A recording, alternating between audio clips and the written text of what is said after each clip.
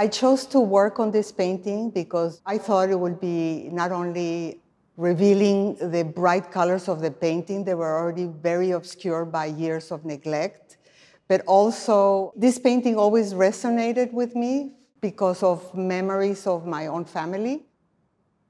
My name is Anny Aviram. I'm a senior paintings conservator here at MoMA.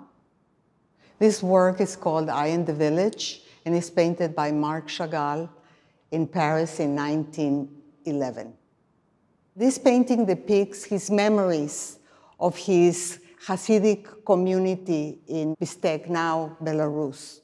So in the village where he lived among animals and people lived together. For Hasidics, animals meant another side of humanity. To emphasize the relationship within animals and the peasants, he draws a line here between the eye of the cow and the peasant, sort of connecting that line. You know what's interesting? He started it here. And then he goes like this. I just noticed that. And then here, he goes here, goes. They're the same size, which is incredible to think that he makes them equal. Then he, of course, starts thinking about the tree of life. So here is a representation of this hand holding a tree of life. And of course, then all these circles that he does, these pink circles, they could represent the orbiting of the moon, the earth, and the sun. Then you see the life of the peasants. Here, this is a woman milking a goat. And then a typical peasant with his tool to go to the country. And he always does this sort of upside-down people. Here, he gives you a little sense of Russia with the cupolas of the church in the upper right. And then the houses where people live together.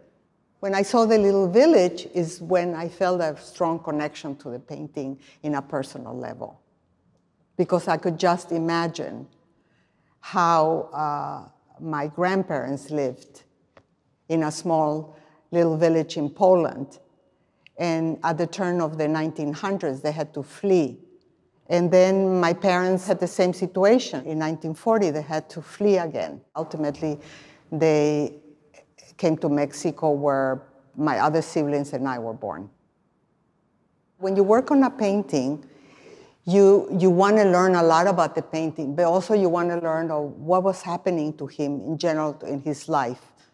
He also flees Europe during the World War II, when I learned that he ended up in Mexico setting up the Aleco Ballet, and he was welcomed so warmly. I also was thinking of how my parents arrived in Mexico and also were arrived there and taken with open arms.